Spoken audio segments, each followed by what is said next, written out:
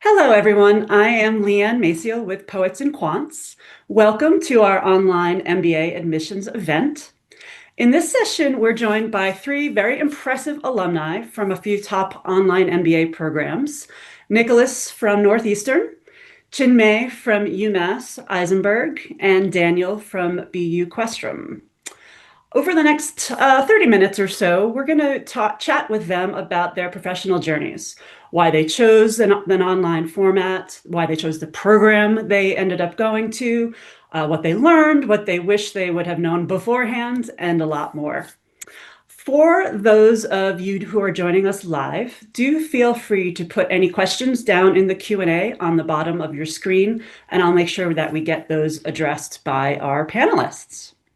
So with that, let's get started by getting to know our guests today. And Daniel, I'm going to start with you. So if you just give us a brief intro, your professional background, your current role and company, and then also share a fun fact about yourself. Thank you. I'm a senior software engineer with 16 years of IT experience, expanding machine shops, startups, and global enterprises with over 10,000 employees. I hold a bachelor's in computer science from Georgia Tech, a master's in software engineering from Kansas State, and an MBA from Boston University. Currently, I work at Zealous, where we're modernizing the financial infrastructure of the healthcare industry. And my fun fact is I once cycled solo across the United States from California to Florida. Wow, that's pretty impressive. We have a Forrest Gump on our hands. I love it. People literally called me Forrest Gump about halfway through it. Yeah. I bet you've heard that once or twice. Well, great. Thank you and welcome. Chimney, yourself, your professional experience, your current role, and a fun fact. Thank you, Leanne. Good morning. Nice to be here with everybody else. So I am currently the Group VP of Technology Innovation for EG America. It's a global retailer, but in the US, some of you may recognize us as Cumberland Farms. That's our flagship brand there. Um, I have 20 years of experience building industry-leading loyalty products, payment products, but what I'm most passionate about is building high-performing teams and finding clever technology ways to solve interesting business problems. I am an alum of Isenberg School of Management, and on the personal side, I am a runner and a very proud father of two spirited young boys. Ah, very nice. Okay, another Forrest Gump in our group here. Thank you and welcome. And then Nicholas, yourself. I'm currently practicing as a healthcare provider. I graduated from Duke University with my doctorate back in 2020 and recently just graduated Northeastern D'Amore-McKim School of Business with my MBA back in 2025. I also work for a startup company, and that's where my true passion lies, finding the middle ground between healthcare and technology, and being at the forefront of the transformations that are coming. A fun fact about myself is I actually restore antique motorcycles with my dad. So. Ah, that's very cool. Well, we've got three folks in the tech space in some way, shape, or form here, so this should be a fun topic for us to talk about. So, Nicholas, I'm going to stick with you. Sure. Let's go back to before you went to business school and Yeah. talk us a little bit through your thought process. Why did you want to go back to school in the first Mhm. place? And what motivated you to choose an online MBA over a traditional in-person program or another graduate degree? Yeah, absolutely. So before my time at Northeastern, I had already spent several years receiving my doctorate at an in-person program. So I had spent 7 years total between my bachelor's degree and my doctorate in person in school. So the reason I chose the online program was that so I could continue working in my field while simultaneously expanding my knowledge and career opportunities without losing income. I found that my education so far had been mainly clinically based, and I found that I had a very big gap in the business realm, and I felt like that was limiting my career opportunity and career growth. Gotcha. Okay. So that's an interesting background. And Daniel, what about yourself? Why online? and kind of talk us through your thought process in going back to school. So my motivation for going for an MBA in general was I wanted to move into a leadership position, and it seemed like a natural fit. Mhm. Um, as far as the online MBA, I've been since COVID, I've been fully remote and often work long hours. At one point, I was juggling two jobs remote simultaneously. The lack of commute made that possible, and I knew that I needed a program that respected my time. A full-time MBA wasn't realistic at this stage of my career, and community evening classes didn't appeal to me. The online MBA offered me the flexibility to work asynchronously and fit learning into my schedule without sacrificing momentum in my career. Great, thank you. And Chinmay, what about yourself? Yeah, so prior to do my MBA, I was a specialist in the technology area, and I thought technology is what runs the world. So the advice that I got from my career mentors back then was it's incredibly important to have a generalist expertise or at least awareness of all areas like accounting, human resources, marketing, finance, etc. So my motivation started from my mentors suggesting me that I pursue an MBA program. In my case, I did a blended MBA program, combination of on-site and online. But really, back then, my what I wanted was a flexibility to advance my career without pausing it. That is number one. And then also, I have a very experiential style to learning. So what was important to me is the concepts I'm learning, I should be able to apply them in a near real-time basis. That was kind of my motivation. And the biggest takeaway for me was being introduced to a very diverse cohort that really sharpened the way I think and, apply that generalist approach towards problem solving. Gotcha. Thank you. And we'll stick with you for the next question as well. And you started to talk a little bit about it, but I would like to understand from each of you why you chose UMass, BU, and Northeastern. So I know, Chinmay, you mentioned the diversity, the in-person opportunity. What are some of the other reasons why you chose Isenberg? Absolutely. So I think I was specifically looking at a cohort of students where technology was not dense there, i.e., if I was in a room with a bunch of technologists, I had been doing that for 10, 15 years in my career.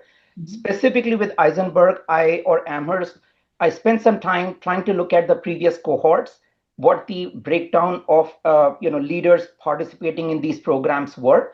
And I was very thankful that I got into the program that had doctors and engineers, and we had a scientist and marketers. And I think to me that was huge because in the business world, that's how you do problem solving. That's how you lead by consensus.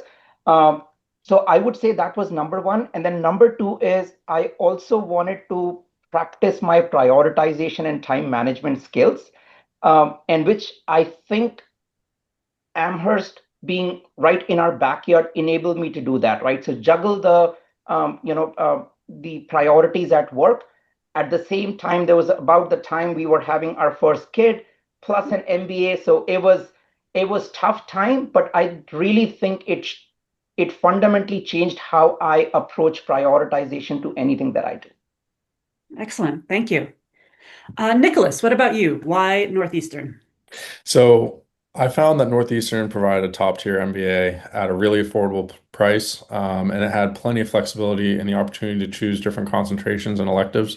So I knew that I wanted to concentrate on finance, and I found that Northeastern really allowed me to do that.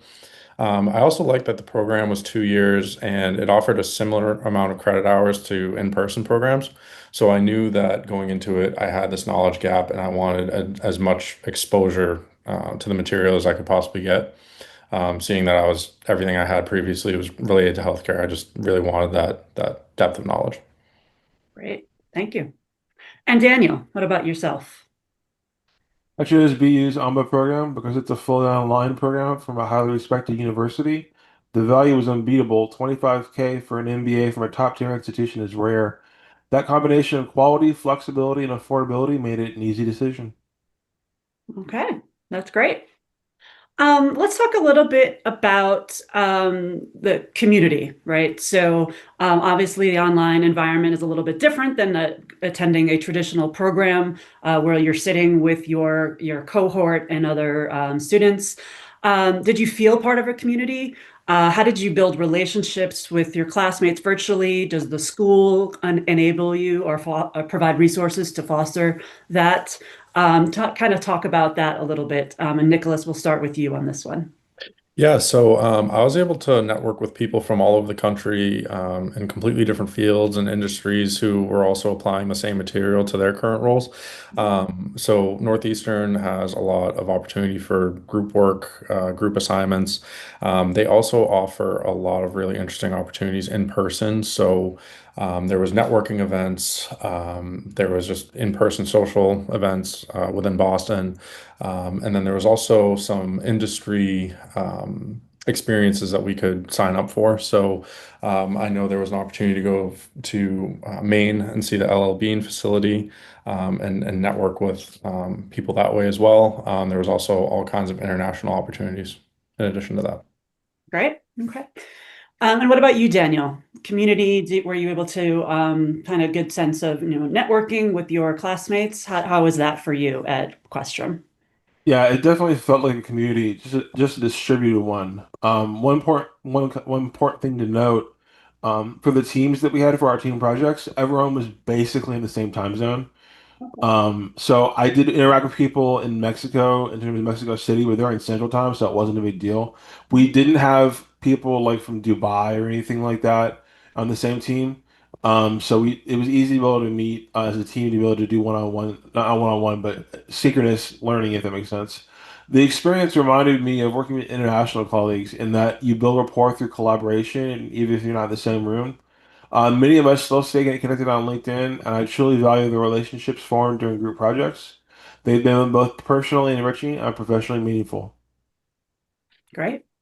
And Chinmay, what about you and your classmates? Yeah, so I similar to what Nicholas and Daniel mentioned, Leanne, what I was most thrilled about is globally distributed student cohort. So we had representations from pretty much all major countries in our cohort. That was fantastic. So when we started doing case study based, assignments, at the onset, online structure felt difficult because, right, I come from a retail background where you kind of have see the persons, we are working with. But the two big takeaways for me was the problem solving done in a near real time basis in a structured environment where whether it's a discussion thread, whether it's a post case study discussion thread, was done in a very rigorous way online. And I enjoyed that, and I feel like that prepped me and my team up for what COVID gave us. We all had to evolve and learn to work fully remote. That is Sure. number one. Number two is what I also enjoyed about the online aspect of it. It was in Isenberg or Amherst, there was extensive support of advisors and faculty available. So if a discussion thread was going haywire, a faculty or an advisor would jump in and say, guys, this is let's just time box it. Let's just make sure we remember the core objective. And again, the tie back to the way things are done in a corporate world, budgets are finite, time is finite, and it's critical that meetings end with action items. So to me, this was actually great. Great. Thank you. So that's a good segue, I think, into the learning experience and really what that was like in each of these programs. And Daniel, I'll start with you. If you can share a little bit just about the course load, the flexibility options, we've talked a little bit about group work. So, emphasis on group versus individual, and how did that all look at Questrom? Sure. The program leaned about 60/40 towards group work. The workload was manageable and the expectations were clear throughout. A lot of times in my engineering coursework, there was the hard part was just figuring it out. Whereas that was not the case with the MBA. It was all clear and straightforward, and you could review the materials that were supplied to us. There was the reading materials, and it made everything made sense. I never felt overwhelmed, and the learning facilitators, which is what they called their TAs, were consistently approachable and supportive. Great. Did you have a favorite course that you took? The courses were called Mod 1 through Mod 6. Right. There's only six courses that would get the entire degree. Mhm. Each of those was about a 7.5 graduate level course. And my favorite one was Mod 2 with Jay Zarguski, who goes by the real Jay-Z. And he taught economics and finance. Okay. What was it about him that you enjoyed so much? Um, he uh, he was very easy to understand, and he made what was pretty much dry material very informative and very fun to learn. And he also rode his bicycle across America. Very nice. Chinmay, what about you? Tell us a little bit about the course load, Yeah. group versus individual, your any highlights of courses that you took. Yeah, so course load was intense, especially in the second year. But I think what made it easier was we always approached all assignments in a group setting. So it was very quick that we were able to tap into each other's strengths. There were folks who were good at visually drawing out a problem. There were folks that would take the lead and say, hey, let us help. Is this what we meant? Let us help me summarize the problem. And there were folks that were amazing facilitators and problem solvers. So again, very similar to how we do things, in our business world or startups. Um, I would say it again, though. I think for me the big takeaway was just intentional prioritization of time and what is the condition of satisfaction or what is the definition of done on an assignment. So I think those are very structured frameworks that I took away from the MBA programs, beyond the academic immersion of core accounting concepts, marketing concepts, and so on. Sure, great. And Nicholas. Yeah, so to kind of build off of what Chinmay was saying, I felt as though Northeastern was the perfect balance. I continued to work full time and I was able to stay on track and graduate in time. At times, the workload could be a little demanding, but I always found that it was manageable with the proper planning. There was a really good balance of meaningful group activities and individual assignments, and I felt that everything was relevant to my own career growth and learning. Um, we had success managers who provided templates so that way you could see what the expected courses were going to be offered, and you could really try to tailor and pair different courses together. I mainly took two at a time, and they varied between 2 and 3 credit courses. So I found that I could basically pair classes that I knew were going to be outside of my comfort zone with ones that I felt a little more comfortable with, and that kind of helped me keep a good balance. Great, thank you. Let's turn to surprises, right? So I'm sure you had an expectation of what these programs would be like, just in terms of, in general, an online MBA program.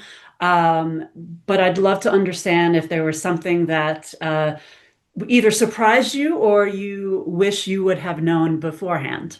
And Daniel, I will start with you on this one. This was actually my second online master's, so I kind of knew what to expect in terms of doing everything online. And being in IT, we do everything online anyways. That being said, one standout benefit was the ability to rewatch the recorded lectures. Being able to revisit complex material on demand turned out to be a game changer for retention. Great. And Chinmay, what about you? Any surprises or things you wish you would have known? So I was a pretty happy camper, coming from the MBA program, but I would say that um, I think one thing that surprised me was even in some of the quant heavy courses like statistics, operational management, etc., the emphasis was always on consensus building. What does the team came up with? Why we came up with, rather than the right answer. So previous to that, in my undergrad engineering, it was always about black or white answers. But in management, we're generally kind of tap dancing around the gray area. So that was a surprise to me, but I'm glad that happened in an academic setting because I felt like that prepped me up for my current role and and career overall. Right. Yeah, a little bit more art and science in this world. Yep. Oh, great. And Nicholas, surprises? Yeah, so I would definitely echo what Chinmay was saying, where It's more about learning and understanding how to conceptualize and tackle problems.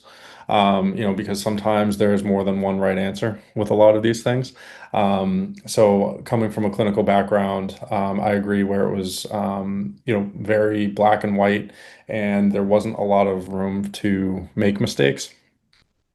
Whereas, we use those in business school as an opportunity to continue to grow and better our understanding. Right. Yep, exactly. Well, good. Just a reminder for those of you who are joining us live, if you do have any questions that you would like our panelists to answer, please go ahead and you can use the Q&A at any point to ask those. Let's move on to work-life balance. And Chinmay, I know you've mentioned having two boys at home, so I'm going to start this with you. Kind of talk us through your work-life balance while you're in school. You've got family, you've got work. What advice would you give? What tools or resources did you find helpful? Talk us through that, please. Sure. Yeah. So one of my favorite courses from the semester was organizational dynamics. And what Professor Kanan hammered into my and hopefully every of these students' head was, it's so important to know the type of what's the problem we're trying to solve, right? So like we having spent enough time in critically assessing what's the problem we're trying to solve is important. Number two was doing a very methodical stakeholder mapping, right? So I do that at the home. I have my 9-year-old now take the lead on, identifying priorities for the weekend, priorities for, Thanksgiving, etc. But I think it all boils down to what's the top three non-negotiating thing that family needs, school, my education needs, my career needs, company needs, and then working backwards from that. So it seems easier said than done, but behind that does come a process of ruthlessly prioritizing what is not a needle mover. So let's not spend excessive calories on that. So I take this stakeholder mapping and critically assessing problem statement, both those exercises quite seriously before I start on a new undertaking. Once we start that, then it's all fun, right? Then you kind of become entrepreneurial and try out new things. Great. So Daniel, I saw you nodding along to that response. So it seems like there's some agreement there. Anything that you would build on what Chinmay had to offer? You will be stretched at times. Just know that going into it. And the key is to start the assignments as soon as they're released and maintain steady communication with your team. Proactivity and consistency go a long way in keeping stress levels down. Great, good advice. And Nicholas, what about you? Advice for work-life balance or how you yourself managed it? Yeah, so I completely agree with everything that was said. Just really trying to plan ahead and just know that you will have to make sacrifices at times. For me, I tried to plan out my entire program schedule with the materials that were provided by my success manager. So, I knew what classes were going to be offered. I knew which ones were important to graduate and which ones were important, for my own concentrations and my own learning. And I also tried to, balance out how many credit hours each class was, and I kind of use that to gauge my time commitment as well. And then I would always plan ahead. So at the start of the semester, classes are 8 weeks long. So they release kind of the whole plan ahead of time. So that way you can look ahead, know which weeks are going to be busy, and try to, pre-read assignments or, just expose myself to the material ahead of time. And that way I could plan accordingly and make things a little more balanced. Great. All good advice from the three of you. Nicholas, we'll stick with you for this next question. Yeah. Just about the impact that the degree has had on your career thus far. Yeah. Whether it's just the way you think, the way you lead, new roles.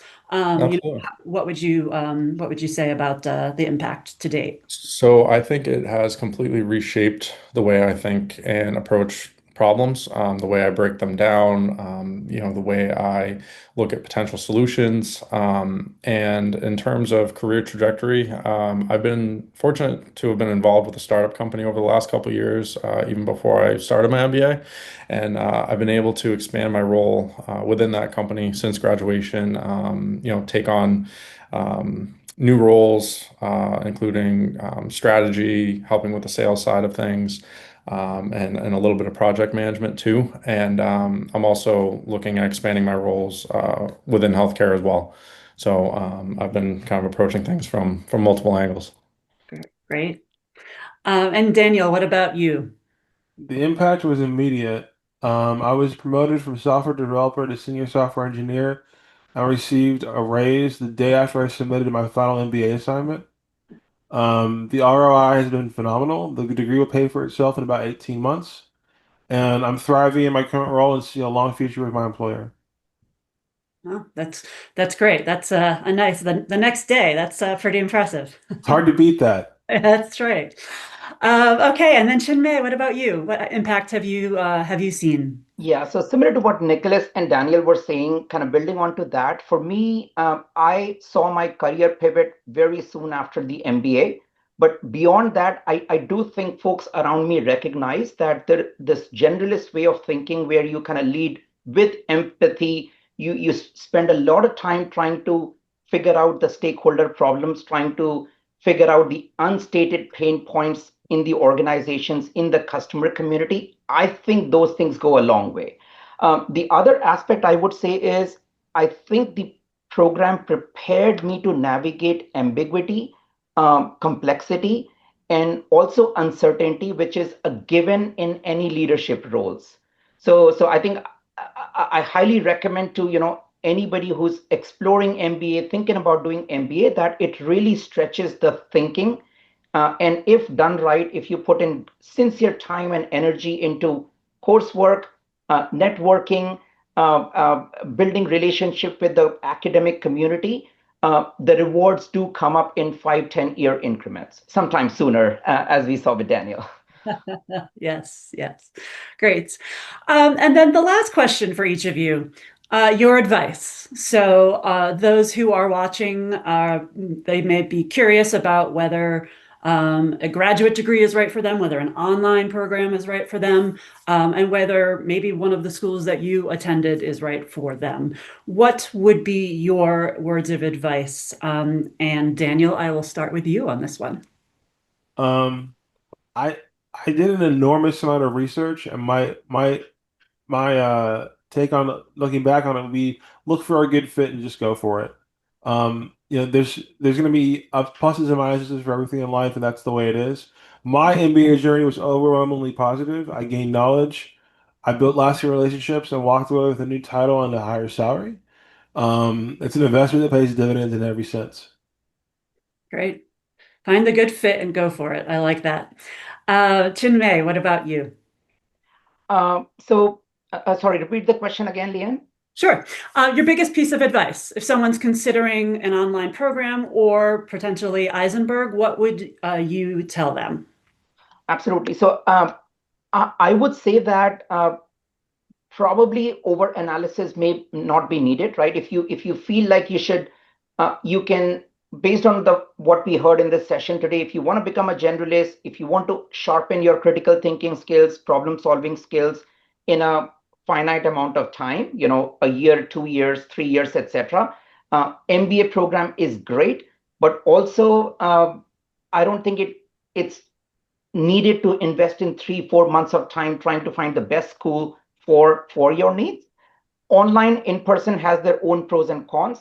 The immersion that you would get in an in-person program, nothing beats that, right? Because you're doing it full time, you're fully invested in it. However, I put a lot of emphasis on experiential learning, right? So if a school like Isenberg or any of the schools we're talking about here enables you to do an MBA while you're working, through your high performing jobs, it's best of both worlds, right? You get to try what you're learning in an academic settings right away and see what works, what doesn't work for you. And then you get to actually choose what works, internalize it, and make that as part of your core framework there. But again, once again, I'm a happy camper, so heavily recommend that folks do MBA, perhaps after a couple years of experience under their belt. Sure. Great. Thank you. And the final word to Nicholas, your advice. Yeah, I agree. It was an incredible opportunity to be able to apply what I was learning in the moment, especially as my own organization that I'm working for is going under a tremendous amount of change. I was able to sort of help my coworkers and help facilitate some of that communication. I think for people who are considering MBAs, I would definitely have a strong idea of what you want from your MBA and your career, but still keep an open mind to explore new ideas and opportunities that will be presented to you. I would take advantage of every opportunity that the school has for networking and career development outside of the classroom, and just really make the most of all those opportunities that you have. Great. Thank you. Well, Nicholas, Chinmay, Daniel, thank you all very much for sharing your time and your insights with our audience. I think you're all wonderful ambassadors for your respective programs, so we appreciate you spending time with us today. And thank you all for watching this session of the Poets and Quants Online MBA admissions event. Thank you.